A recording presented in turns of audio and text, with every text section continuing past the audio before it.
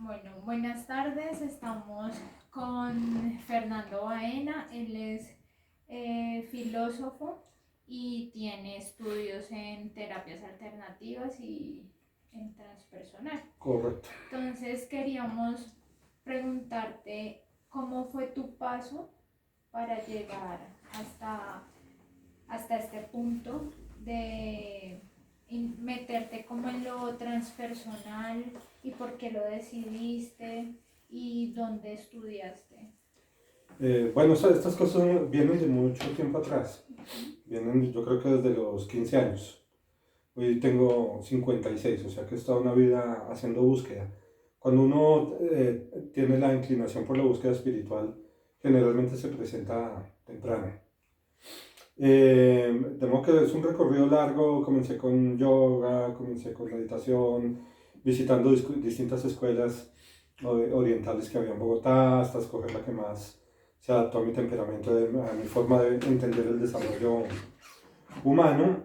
Y para aterrizar a las carreras en el tema transpersonal, más o menos hacia el año 1998, oí hablar de Ken Wilber, y empecé a leer sus libros. Ken Wilber ha sistematizado de una manera prodigiosa todos los avances que se han hecho no solamente en psicología evolutiva, sino también en el campo de las humanidades, sin dejar por fuera tampoco las ciencias exactas, las ciencias naturales.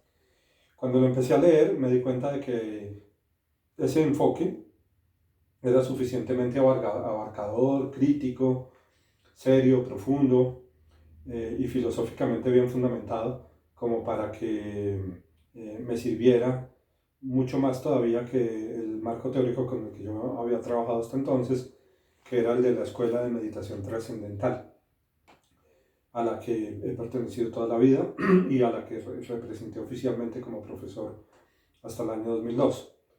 Entonces hago un viaje a la India, amplío mis conocimientos, vuelvo a Colombia y me formo más o menos en el año 2004 en Vivir y Transformación Humana, una fundación que creó unos procesos formativos de 500 horas, eso equivale a una maestría. No son, digamos, no aspiraron a ser aprobados por el Ministerio de Educación, precisamente porque se trata de formación para el desarrollo humano y había que adaptarse excesivamente al Ministerio de Educación para ser aprobado por ellos, y eso habría tergiversado los procesos formativos, habría alterado los procesos formativos que se requieren para hacer psicoterapia con enfoque transpersonal en Colombia. Entonces me formo y desde entonces tengo un consultorio para trabajo de atención a personas, parejas o familias con enfoque transpersonal. ¿Qué tipo de terapias realizas? Yo me formé en tres áreas. La primera área la llamábamos neochamanismo, le dábamos ese nombre porque así llamó Claudio Naranjo, un famoso introductor del tema del enneagrama en el mundo occidental, a, a estas tendencias que descubrió a nivel mundial de incorporar las sabidurías ancestrales a la psicología. Me formé también en psicoterapia gestáltica, con la escuela española más que todo. Eso formaba parte de la formación, mucha terapia en grupo, muy fuerte, muy confrontativa, muy interesante. Y también, por supuesto, pues recibí todas las bases de psicoanálisis y de psicología humanista y neohumanista. Pero no sé si la pregunta era esa. Sí. Sí. ¿Qué para tu vida, qué ha significado esta clase de terapias para tu vida personal? Pues mira, la base de la psicoterapia es el desarrollo propio. Volvamos un poco al concepto original de la palabra terapia. Cromoterapia. Te expones a la influencia favorecedora de un color. Aromaterapia, lodoterapia. Terapia consiste simplemente en que tú te pones en contacto con algo que produce algún beneficio. ¿Qué es psicoterapia? es ponerte en contacto con una persona que se ha trabajado a sí misma, que se ha trabajado a nivel existencial, a nivel emocional, a nivel espiritual, por supuesto a nivel psicosomático. Y eso porque tiene beneficios, porque del encuentro entre el consultante y el ofertante de apoyo se produce un crecimiento mutuo que gira más alrededor del crecimiento del consultante que del ofertante de apoyo, pero que hace que ambos evolucionen. De modo que cuando me preguntas qué me ha aportado a mí personalmente, pues de todo. Yo solo digamos, mi principal oficio hasta el año 2004 era enseñar meditación.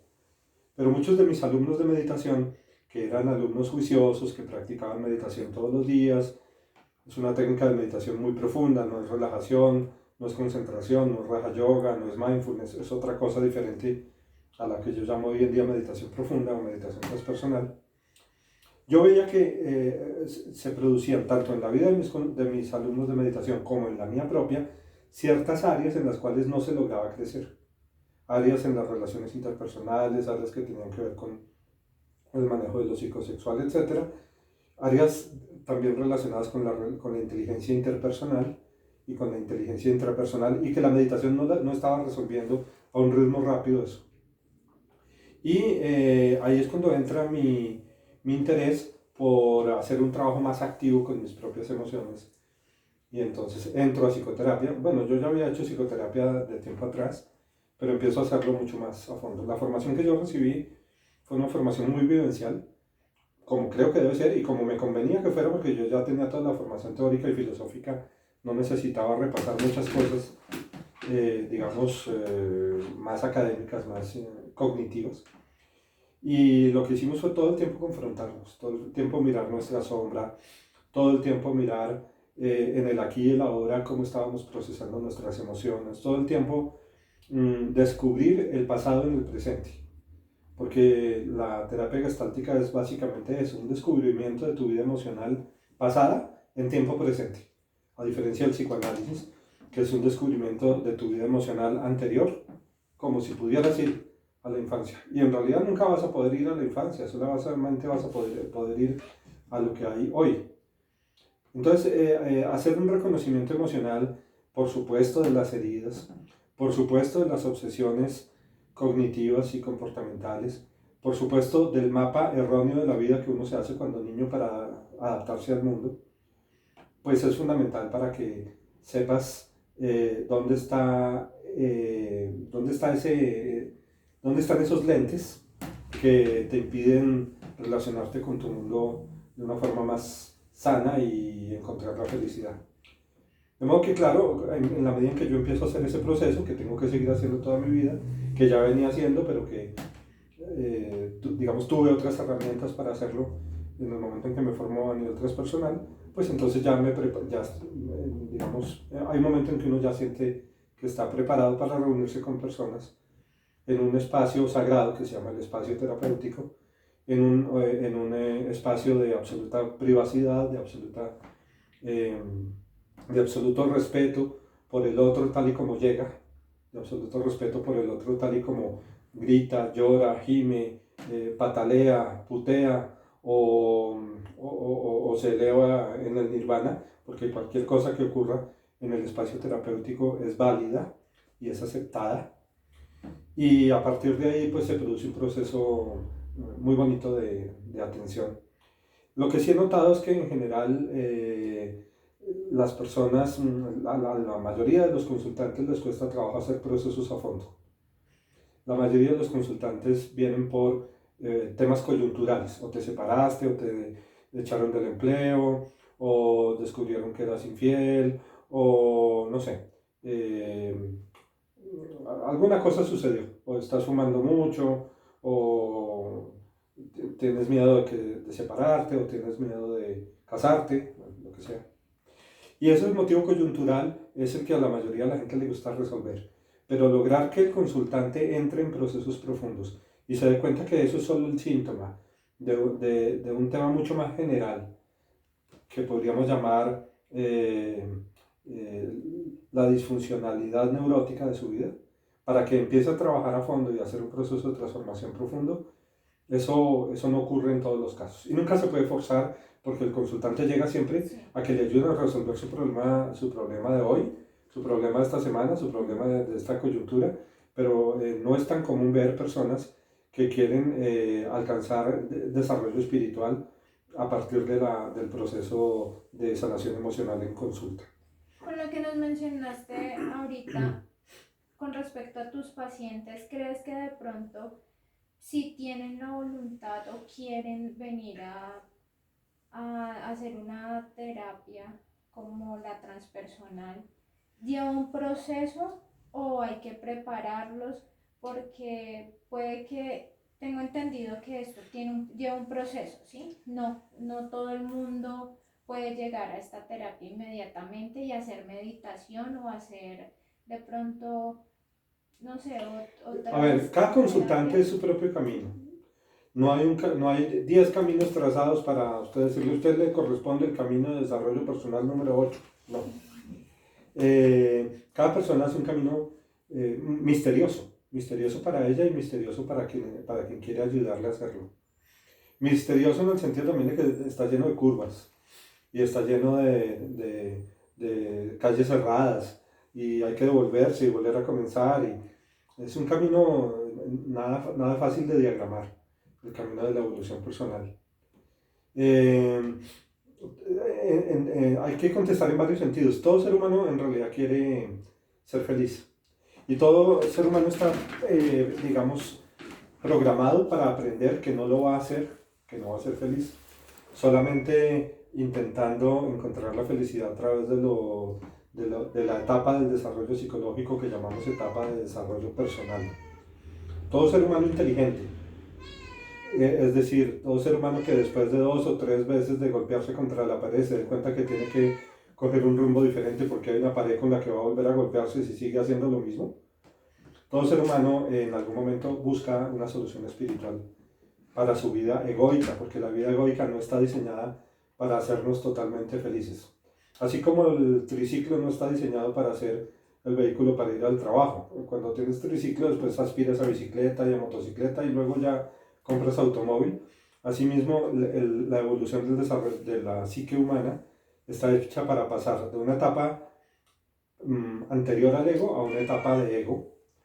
En la etapa de ego, todos los seres humanos dependemos para ser felices de la solución, de la satisfacción de, digamos, fuentes externas, la consecución de objetos que podríamos llamar externos, objetos asociados al placer, a la comodidad, a la comida, al techo, a la vivienda, a los viajes, a la diversión, al sexo, etc. Y está muy bien que todos busquemos la felicidad como individuos egoicos. Pero hay un momento en el que nos damos cuenta que eso se queda cortico y que la vida no es tan larga como pensamos y que hay que aprovechar para tener una experiencia más cualitativamente más elevada de la vida.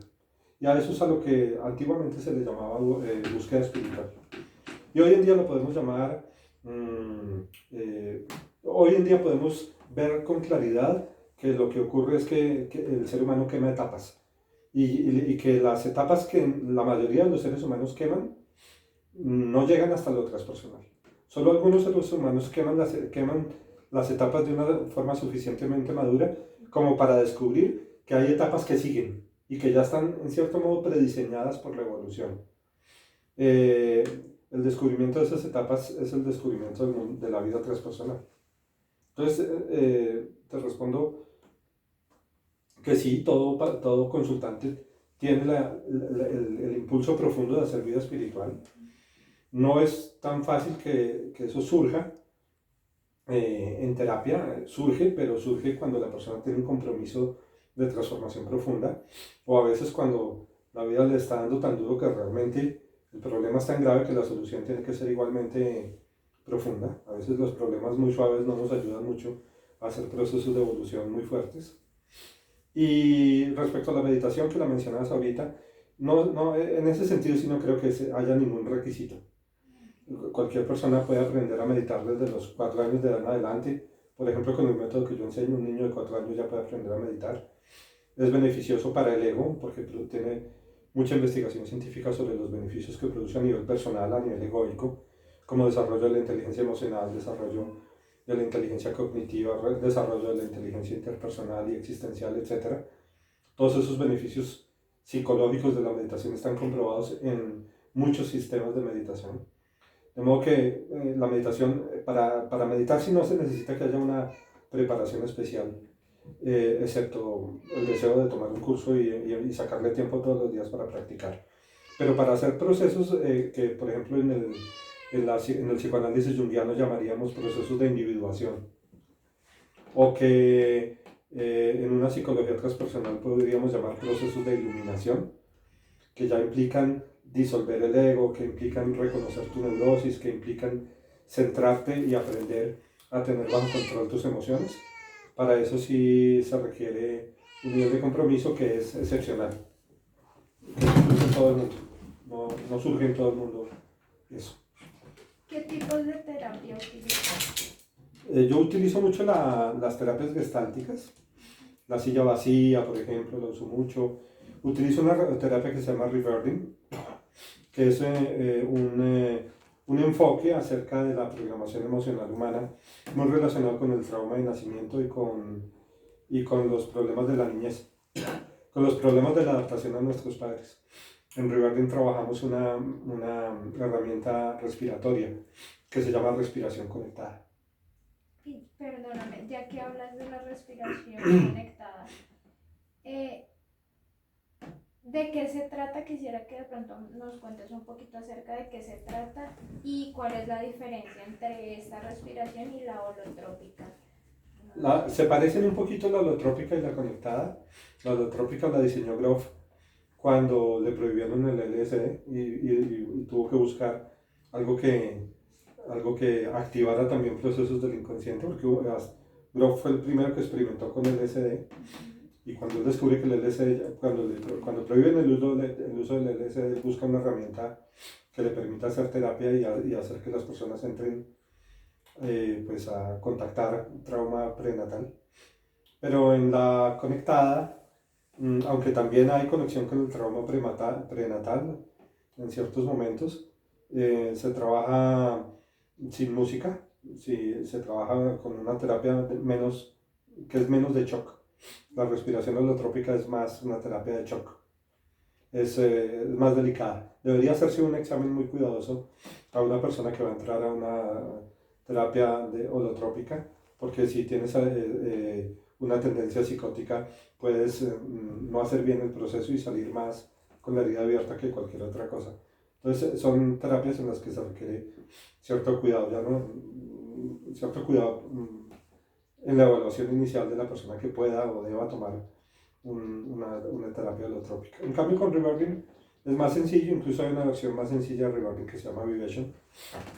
Y ahí lo que hacemos es identificar traumatismo infantil, sobre todo lo que tiene que ver con reprobación parental, miedo a morir y instinto inconsciente de muerte.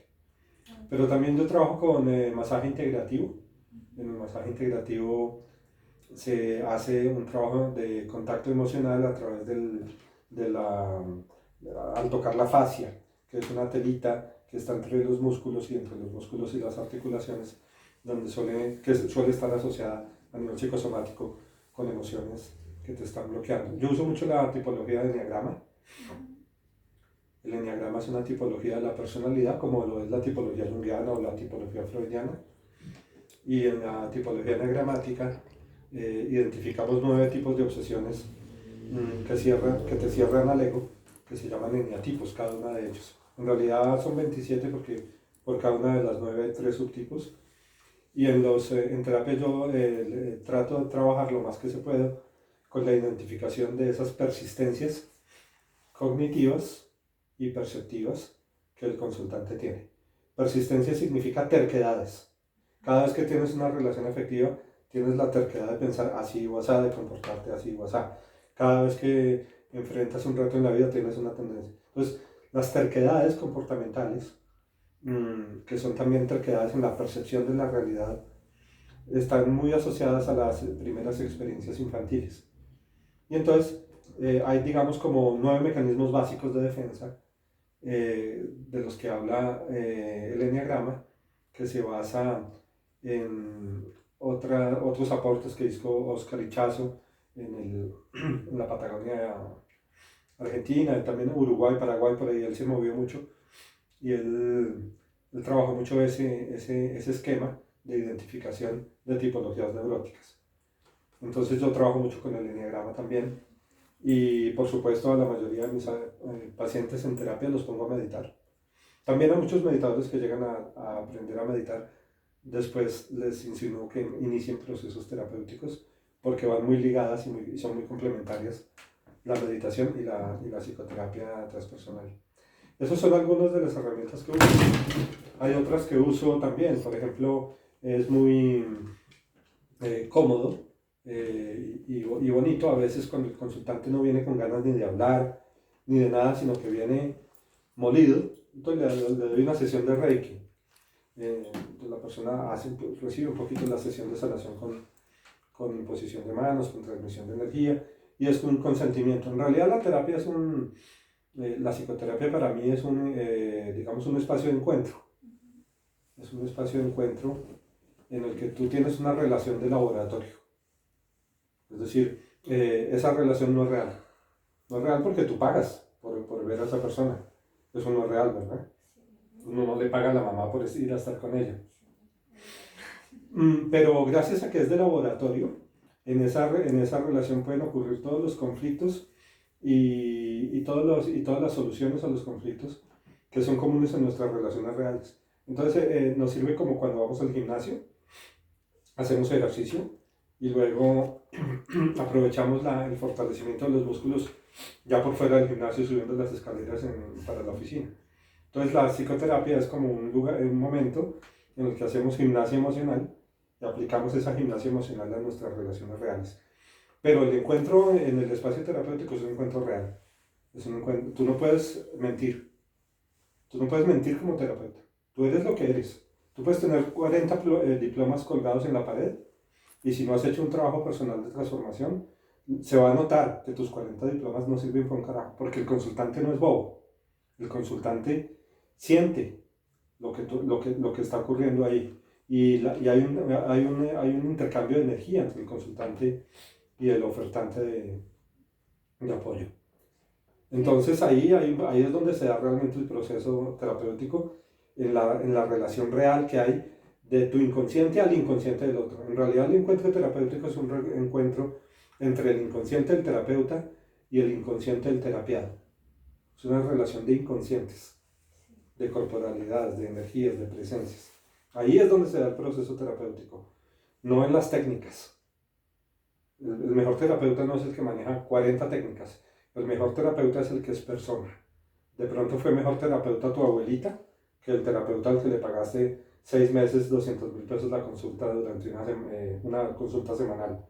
Porque lo que transforma es la entereza, la entereza que la persona haya logrado tener. Entereza quiere decir la coherencia interna, la limpieza interna que tenga hecho el terapeuta es la que realmente transforma al consultante. Desde lo transpersonal, ¿tú crees que se pueden tratar muchos síntomas que aquejan al consultante?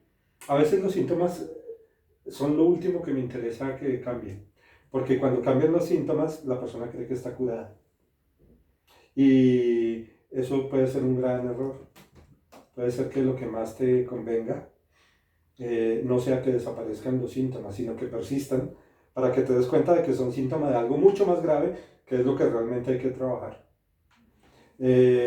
Pero cuando los síntomas se vuelven un obstáculo, digamos, para tu funcionalidad social, porque no duermes, porque no te concentras en el trabajo, porque, no sé, hay muchas razones por las cuales los síntomas se vuelven realmente complicados de manejar. Entonces, por supuesto, hay que trabajar con los síntomas, hay que disminuirlos un poco.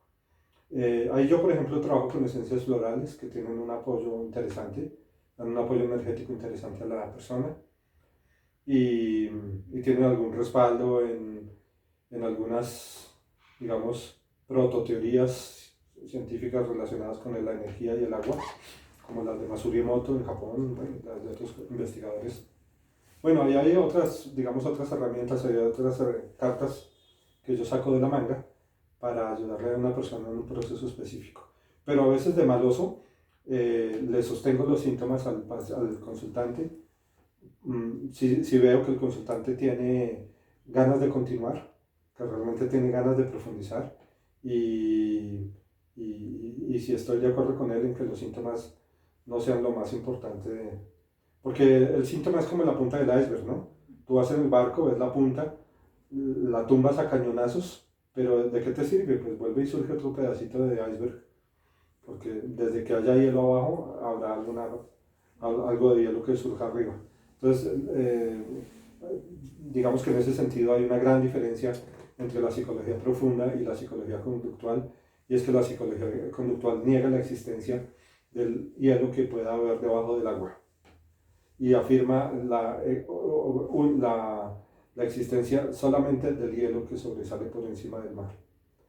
Y el tema de la psicología no es adaptar al individuo a la sociedad. Incluso en psicología transpersonal yo diría que el objetivo es desadaptar al individuo de la sociedad, no adaptarlo, no volverlo un ser funcional, no convertirlo en una pieza de una máquina para que ahora sí sea funcional en el trabajo, funcional en la familia y se muera, sino que a veces el propósito de la psicoterapia transpersonal es permitirle a una persona llegar a conocerse tan a fondo a sí misma que incluso tenga que entrar en contradicción con su familia, con su trabajo, con lo que sea, para ser ella misma, para lograr su propia autenticidad. Entonces no es una psicología adaptativista, que de pronto sí sería interesante para psicólogos empresariales, ¿no? Ahí sí se trata de que esa persona deje de faltar al trabajo y sea más productiva. Pero en psicología transpersonal, de pronto a veces el objetivo es todo lo contrario, es producir rebeldes. Vale, Fernando, ya para finalizar, tenemos conocimiento de que tienes una página. Queremos saber qué quieres lograr a través de ella y de qué hablas o de qué se trata. Bueno, yo tengo mi página web que es www.tumeditacion.com.co, que es mi página web de mi centro de desarrollo transpersonal, que originalmente era un centro de meditación y luego se amplía como centro de desarrollo transpersonal. Pero tengo otro proyecto ahorita en marcha que ya no es un proyecto individual mío, sino que es más colectivo, que es formar comunidad docente y aprendiz para temas transpersonales con enfoque Ken Wilber y con la metateoría integrativa de Ken Wilber. Ken Wilber es un Albert Einstein de las ciencias sociales. Ken Wilber recoge más de 140 teorías, escuelas y autores, arma un rompecabezas en el que tú comprendes por fin por qué eran tan distintas la psicología conductual de la psicología psicoanalítica, de la psicología gestáltica, por qué todas las escuelas psicológicas parece que no se dan la mano. Pues cuando lees a Ken Wilber entiendes que sí se dan la mano, solo que ellas mismas no entendían porque ellas no se entendían entre ellas. Y cuando tú entiendes que todas las escuelas y perspectivas se dan la mano desde un marco teórico más amplio, tienes un potencial enorme. Entonces esta plataforma educativa es para invitar a la gente que quiera participar en ella, ya sea tomando cursos, ahí hay un curso de introducción a Ken Wilber, ya sea dictando cursos. No tienen que conocer la metateoría integrativa de Ken Wilber, pero pueden por supuesto aprender también sobre esa teoría. Y lo único que tienen que evitar, tanto los profesores como los alumnos en esa plataforma educativa, es cometer ciertos errores epistemológicos que se llaman falacias, absolutismos y fundamentalismos.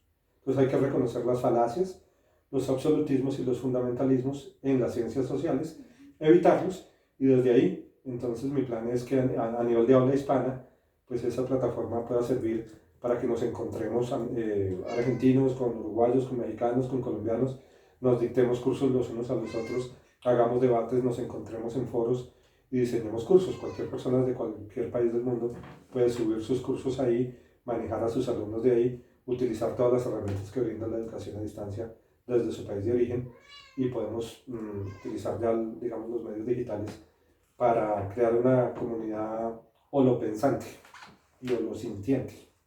Tienes también un libro. Yo tengo 26 libros publicados. Sí, por ahí es. Tengo 6 novelas, de esos 26 libros, 6 son novelas. Y los otros son de filosofía y psicología, y algunos de crítica literaria. Pero tú estabas hablando de cuál especialmente? La Rayuela de la Vida, Sí. que lancé en la Feria del Libro el año pasado. Ah, sí. Ese es un libro para poner bravos a los psicólogos, porque van a decir que yo no debo revolver la psicología con la filosofía. Para poner bravos a los filósofos, porque van a decir que por qué revuelvo la filosofía con la psicología. Y para poner bravos a los buscadores espirituales, porque me van a decir que para qué les revuelvo filosofía y psicología a la búsqueda espiritual. Entonces, para poner bravos a los tres gremios, porque es un libro fronterizo. Yo creo que la psicología transpersonal en cierto modo es muy fronteriza. Yo soy fronterizo. O sea, a mí me veían demasiado ateo los carismáticos cuando fui carismático, y me veían demasiado místico los filósofos cuando fui filósofo. La gente nunca sabe dónde clasificarme. Y este libro es un libro fronterizo, es un libro en el que enseño, en el que explico paso a paso por qué las preguntas fundamentales de la filosofía son preguntas que requieren introspección psicológica, y por qué hacer introspección psicológica y hacer búsqueda filosófica necesariamente lleva a hacer una búsqueda espiritual. Entonces es un texto escrito en capítulos pequeños, como una rayuela, en la que tú puedes saltar capítulos, y si hay un capítulo que te pareció muy denso, pues entonces saltas al siguiente y vas jugando un poquito como en la golosa, en el juego de golosa. Por eso se llama La Rayuela de la Vida. Y se consigue, está en Panamericana, en Librería Nacional, etc. Ahorita voy a sacar uno sobre enfoque integral en la educación, que sale también con la misma editorial, con Editorial Ibáñez. Listo. Muchísimas gracias, Fernando. Y gracias por tu tiempo. Bueno, faltó entrevistar a mi gato, a mi perro. Gracias a ti.